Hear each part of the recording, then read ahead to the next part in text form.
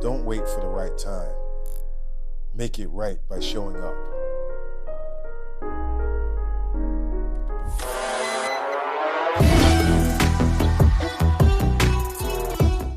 Today we're welcoming Brian Johnson, a chaplain and wellness consultant.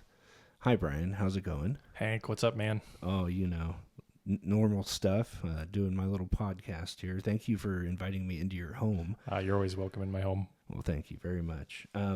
Today we're talking about some things that have to do with work-life balance, but I wanted to start by asking the thing I ask everybody.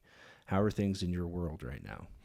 Oh, man, my world is pretty great. I am this happy husband of a wonderful wife, better than I deserve, and a father of my little 3.5-year-old daughter, Magdalena. 4 in March. It's going to be a heck of a birthday party, so watch out. So my little world is pretty excellent. So, like I said, today's topic is finding work-life balance, and I know something funny about you. Maybe it's not funny, maybe it's brilliance, and we just don't know it yet. But you own a flip phone instead of a smartphone. Can you tell me why that is? Yeah, it's sitting around here somewhere. Yeah, here's my friend. It's because I'm an addict, man. And so, the algorithm is designed to get in your brain and manipulate you. We're monetized. And I have no moral superiority around this. And frankly, because of my paragliding habit, I find myself inside of my wife's phone sometimes, and I've got this tablet I need to use for WhatsApp because my little flip phone doesn't deal with WhatsApp. So it's because I'm an addict, and it's just I'm a better human being if I'm not carrying in my pocket a device that is designed to monetize my fear and anxiety.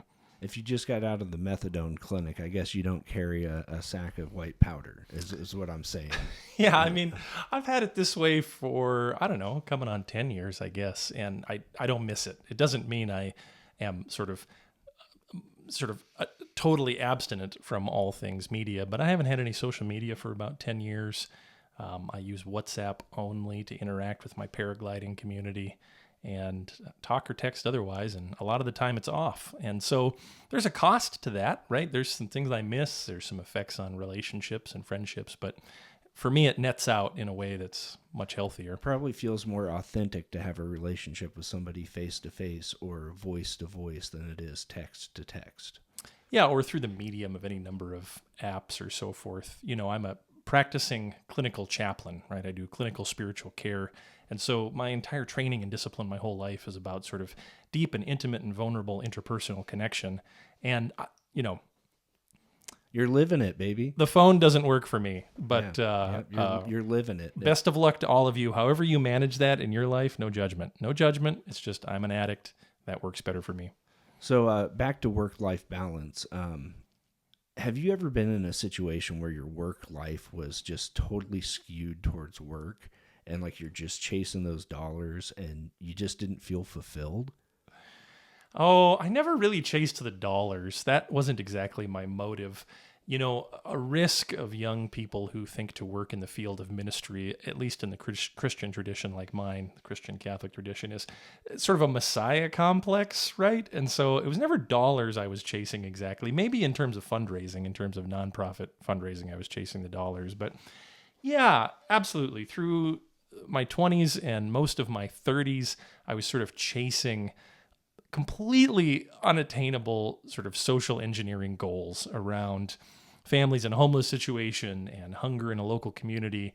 Noble aspirations, but again, untenable. Completely untenable. And kind of like the smartphone, no sense of what I want to express is a deep empathy for whatever the thing is out there that you're kind of chasing and giving yourself to completely. It can be the dollars, it could be power, influence, it could be something that appears noble, like ending homelessness for families. Whatever that is out there, I am really mistaken if I orient myself completely around that thing. That's I think a trap of masculinity. It's good to have a purpose, it's good to have motivation, but to be consumed by that thing, there is no that thing that is worth being consumed by. Not a one. 100%. Yeah. And the more times that I personally have tried to chase a certain goal, leaving my family in the dust, staying up late nights, staying out, working all the time, more often than not, it came back to bite me in the end. Either I didn't have the equity with my kids, I didn't have the equity with my wife, or I didn't have the time to spend with them to build more equity for the future. I think it's worse if you're chasing something that is sort of supposedly noble, because then there's all this external affirmation. Oh, hey, what a good guy you are for working hard on project X, Y, and Z. When in fact, when you put yourself in a deficit and your family life in a deficit, there's just no winning. And so there's a real false kind of sense of self that can be developed around that quest. So in your life, when did you suddenly realize and come to this realization that, hey, I don't have to chase this anymore?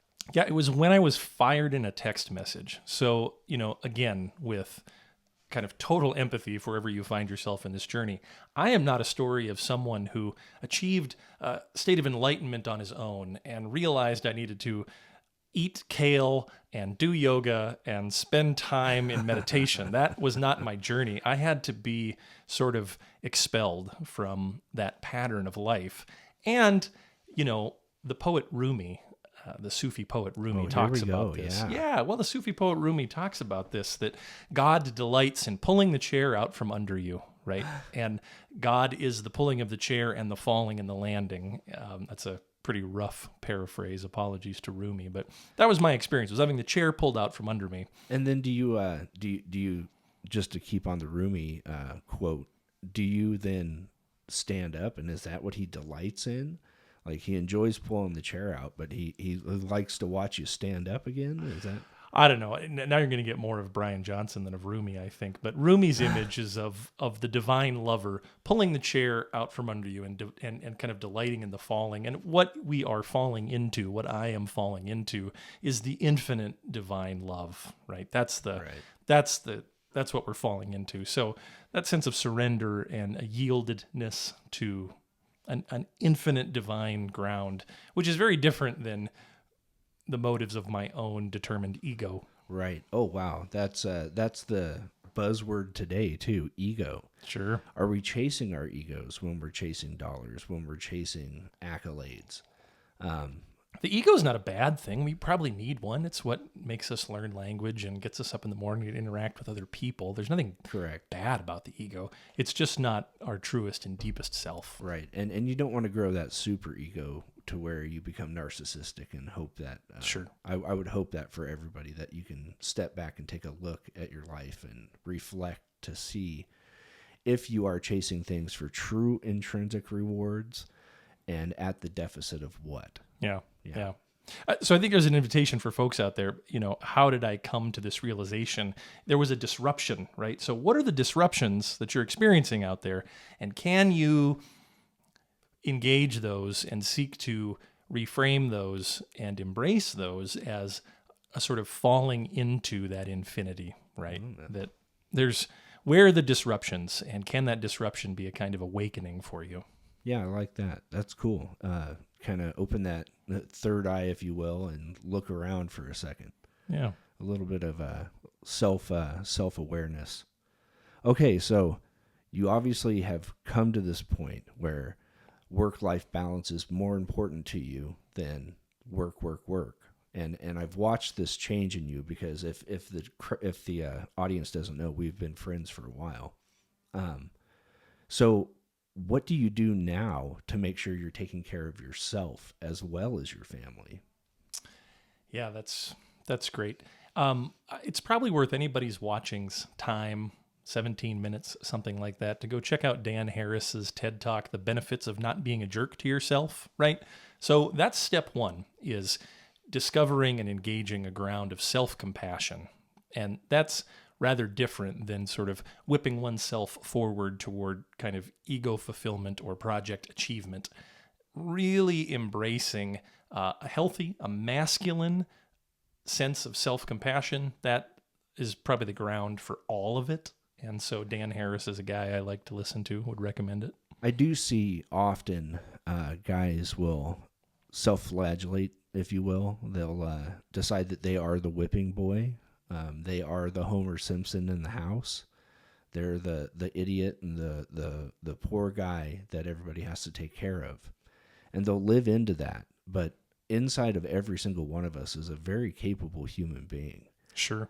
And so I'm just curious. You obviously do take care of yourself. I've heard a little bit about paragliding. Is that right?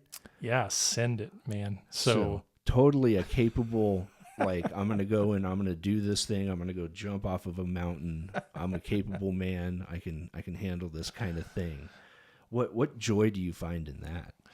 well, I sometimes call paragliding the opposite of practicing as a clinical spiritual care provider. Yeah. And there's a certain truth to that kind of the intensity and the intimacy of working in a hospital in that way. There's a flip side to the wide horizon of running off a mountain and launching into that ocean of air and being a part of that space. That is very different than the kind of closeness and intimacy of clinical spiritual care. But there's something that's the same, actually. And the thing that's the same is the practice of mindfulness. Yes. The thing that's the same is a self-compassionate, self-aware, mindful attention to the present moment. That is very dangerous if you're not mindful when you're paragliding, I'm guessing. Right. That's right. Yeah. Yeah, that's exactly right. And very dangerous in life to allow our sort of conscious, anxious mind to be kind of narrating and storytelling the present moment as opposed to being aware of and immersed in the present moment. So paragliding in some ways is a school for life, and life is a school for paragliding for me. So this is a strange question, and I hope you're ready. When did you realize that you were trying to live somebody else's dream? When did you decide to take control of your life and do the things that you wanted to do? That's a good question. And I think that goes back to this disruption, Rumi's image of the chair being pulled out from under you. That happened pretty early in my life, around age 15, 16. Whatever kind of nuclear family environment I had was over.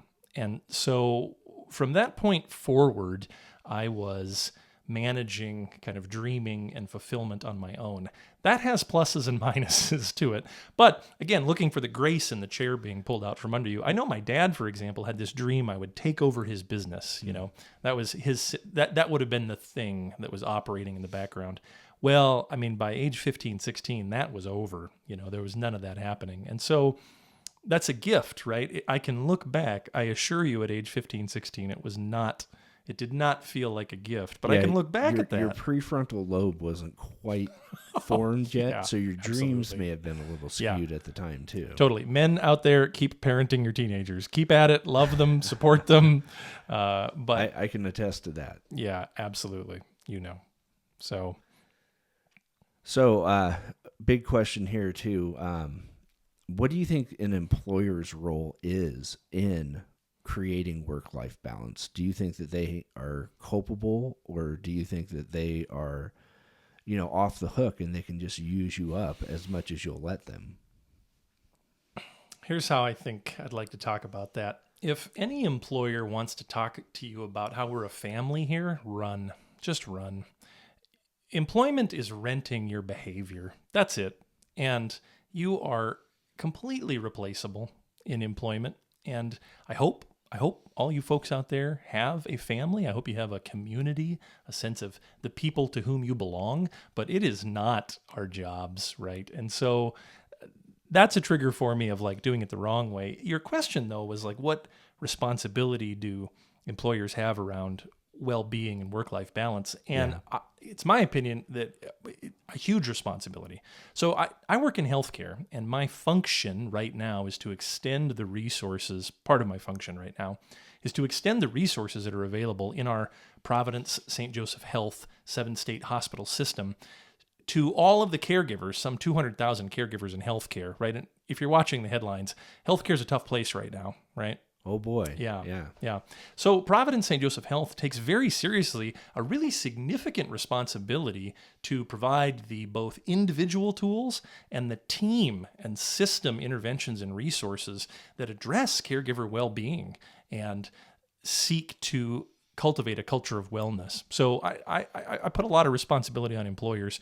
You know, they're not our family. Right. There's not that kind of relationship going on, but and it's not just a feel good either. If we're going to have nurses in the next 20 years, we're going to take responsibility for sustaining them in that the challenging hours work. Nurses work is It's nuts. absolutely insane. Yeah. It's firefighters, but they have to work the entire time. You know, Sure. it's pretty crazy. Yeah, and I've always felt that employers do have a large role in this, because they do control your hours, and they can pare you back because you are replaceable. More happy employees do more work than less unhappy employees. Yeah, that's right. Yeah, when you have control, the freedom and the choice and the autonomy to do the work the way you want to, when there's some degree of community going on, supportive social connectedness in the workplace, when some of these key factors are aligned in the workplace, that's the employer's responsibility, not to sort of manipulate or mimic a family environment, but to take a real sober look at, in terms of care for the whole person and care for our bottom line through retention and nurture of good workers. We need to pay some strategic attention to well-being. And it's so funny that it comes back to capital, but it does. If they look at the bottom line, happy employees make you more money. It's just that simple. It's not what do you call that? It's causality. It's directly caused one by the other. Sure, absolutely. Yeah. Well, do you have any big pearls of wisdom that you want to drop on our younger generation, maybe? Like, hey, when you're going to look for a job, here's what you should look for so that you can maintain some life balance.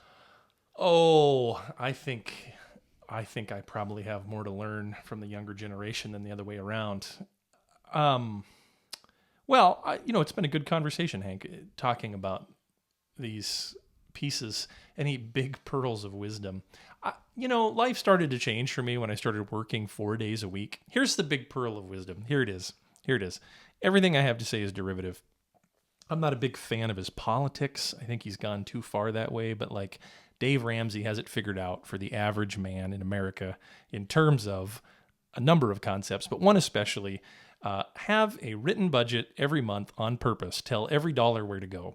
That one exercise throughout my life has helped me faster than most things come to a place of being able to manage just, what is the number? What's the required amount of income? And how do I bring my income and my values in line? So that's the sort of thing that's gotten me to a place of working 4 days a week, a 32-hour-a-week full-time job, right? And so there's a pearl of wisdom. Don't use an app. You don't need a financial advisor. What you need is a ruled sheet of notebook paper, access to your accounts, and a pencil. And, write it out. Understand. Tell every dollar where to go every month. And do that for 5 years. And let that inform what you think you need. Brilliant.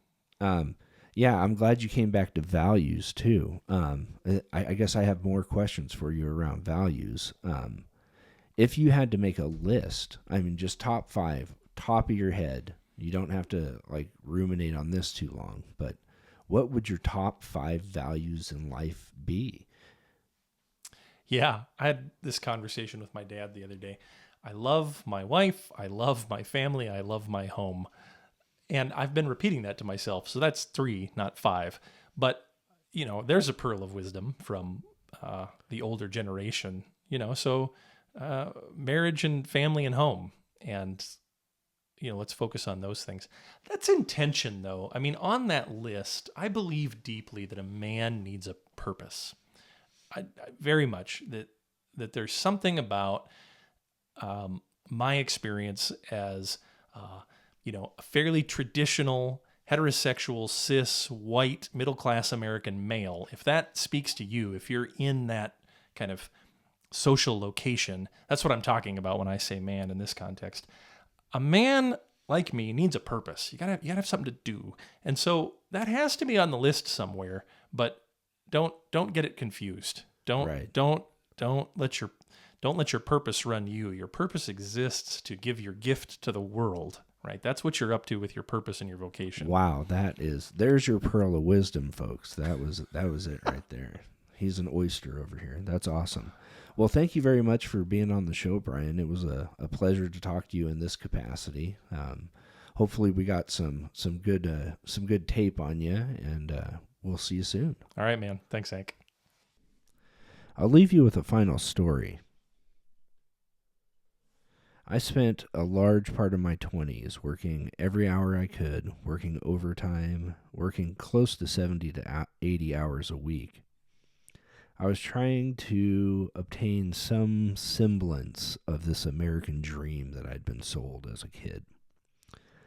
I was told that I needed to have a wife and kids. I needed to have a white picket fence.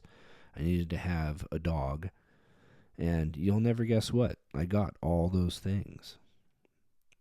But in my 30s, I was absolutely miserable, and I just couldn't figure out why I was so sad. It always felt like there was more to do. It always felt like I wasn't complete, that I had to keep going and making gains. I had to get more money. I had to get more money to buy more things. I had to keep up with everybody around me. It wasn't easy, and suddenly I realized in my late 30s, early 40s, that it didn't serve me as well. So I decided to take things day by day and lower the amount of stressors in my life.